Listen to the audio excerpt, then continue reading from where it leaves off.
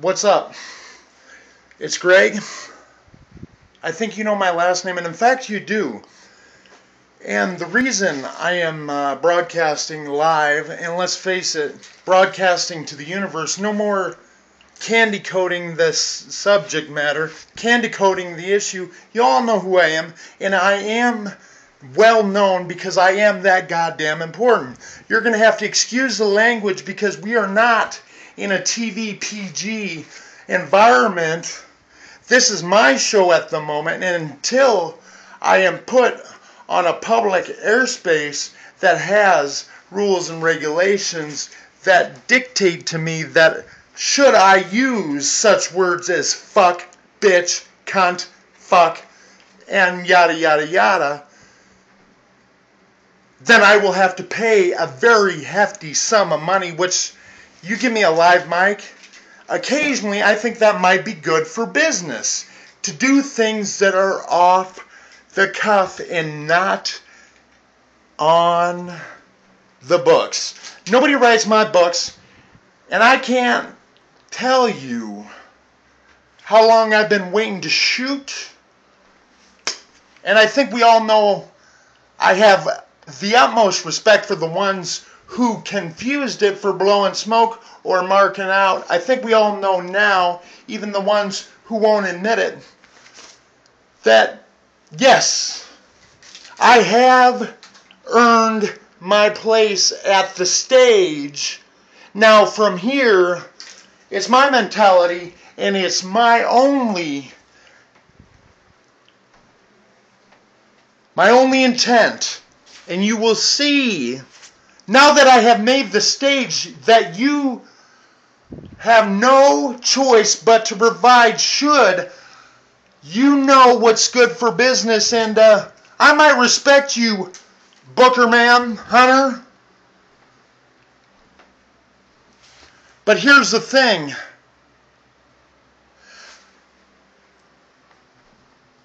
I booked my own shit right now, and I'm gonna let you have it like this, buddy.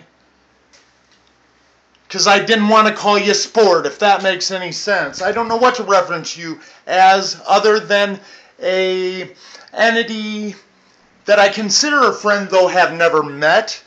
Somebody that I have a sense we have mutual respect, but have never had a one-on-one conversation. Why would that be? Let me explain it. Not for you, Paul, Hunter, but for me to validate myself.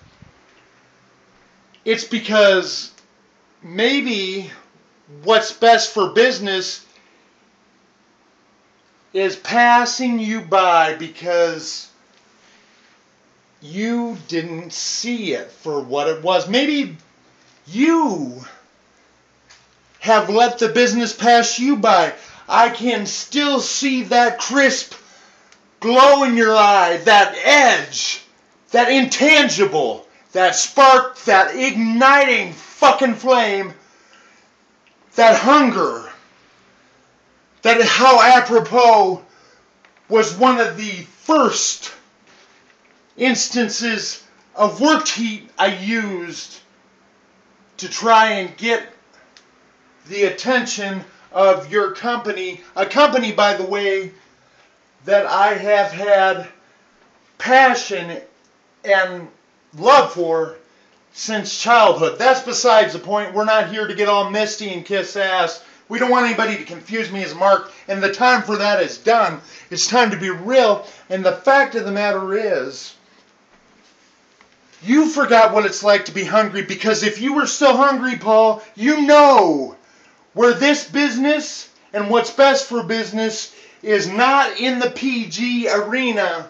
It's not targeting towards kids. Not only is that not a wise decision from a business monetary, financial standpoint, because the money and all the business lies in the 18 to whatever demographic, the adult. And let's face it, these are adults. And the best the business ever is and ever has been is when it's been marketed as an adult business. Now, I think TV MA would be perfectly appropriate. Now, in no way do I think it's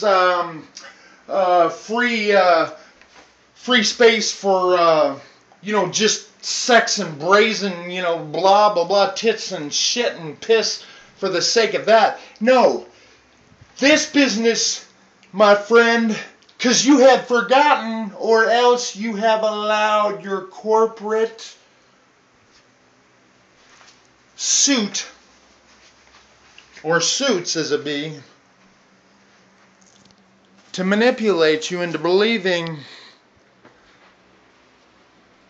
that it's best for business to be mediocre, that it's best for business to not look at a guy who would die. You know that, Hunter. Not because you've met me. You know who I am. I know who you are.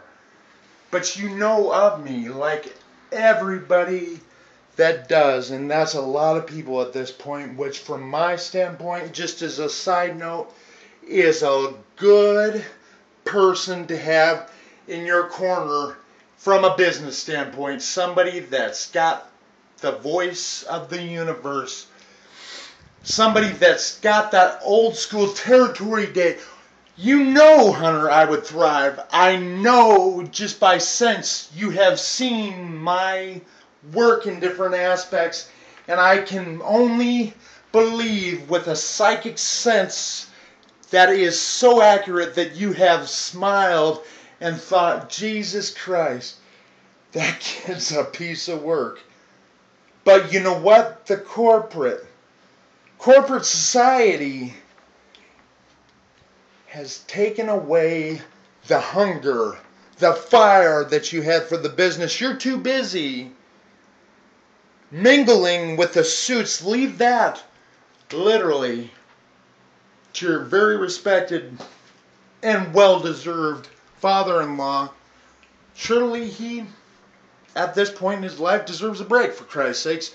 He's got to be a workhorse unlike any other, much like myself, even though I must be stupid because I'm not getting paid for working with the weight of the world on my shoulders day in and day out like no other. Just like a John Cena, just like a Triple H, just like a Bret Hart, just like a CM Punk, just like anyone, or Ric Flair, Michael P.S. Hayes did.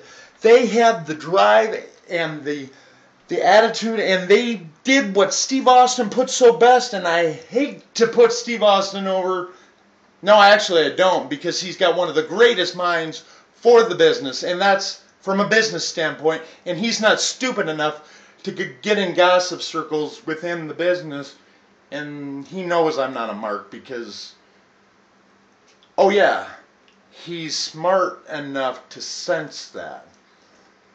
But one of the greatest things I ever saw Austin say was on a Tough Enough episode where he asked the guys or the gals in the ring, why do you want to be in this business? Go. Because it's a job I've always wanted to have. And I'm being the guy answering. Loosely referenced. Here comes Steve. Get the hell out of here. Step aside. You ask me that same question, I'll answer. Go. Why do you want to be in this business? Because this business is everything I'm passionate about. I would die to make this business myself and the whole process that much better for everybody, and we all get laid, paid, and you know what the bottom base brass tacks of the matter is, Jack? I'm gonna do whatever I want. I'm gonna grab this business by the fucking balls. I'm gonna jerk it whichever way I damn well please, and you're going to eat it. Hook, line, and sinker, whether you like it or not, because in the end, you will learn to like it. And that's all that you got to do, is own it. Now, I ain't fucking around. That might have been a little bit of an ad-lib promo, which I believe are the best. Mick Foley. Shit, why do we have script writers? I don't know, maybe I'm a backseat booker or an armchair booker. Maybe I just have a tremendous resourceful mind for the business, the history, the respect for pro wrestling. Maybe I've been involved in the business in different aspects. I have a great understanding for the business. I've studied. Well, I love the caricature of, I had to believe it had something to do to make fun of me, because believe it or not, at one time, and I'm not going to say any specifics, literally, certain wrestling TV programming was programmed to make me look like an ass. Even though, unbeknownst to the rest of the watching audience, it just sucked. Because I'm thinking of one time in TNA, a character, and believe me, characters, bad ones, have come and gone from wrestling. That's no slight against the business. Abyss, a great worker, mind you, somebody who I think has a tremendous, tremendous aptitude and ability in the business. Mind you, he was a caricature of a guy getting coached by Les Thatcher trying to get on the TNA roster. By the way, nothing against Les Thatcher. I thought he was kind of a tool. I'm just going to I'm going to be blunt for once. After watching Beyond the Mat, first of all, he downed somebody for smoking pot of all things. Hold on a second. Hey, Jeff, I'm just cutting the press. I thought that bike got stolen from that wine. Where's that? Oh, it's in here. Yeah. I'm just cutting a promo, or I'm taking a video. I'll be a few minutes. No, I'm going to jump on the bike real quick with his hands. All right, that'll give me enough time to, Oh, fuck, Greg. That makes me feel so much better because Fuck. Hey, by the way, oh man, I gotta cut this. By the way.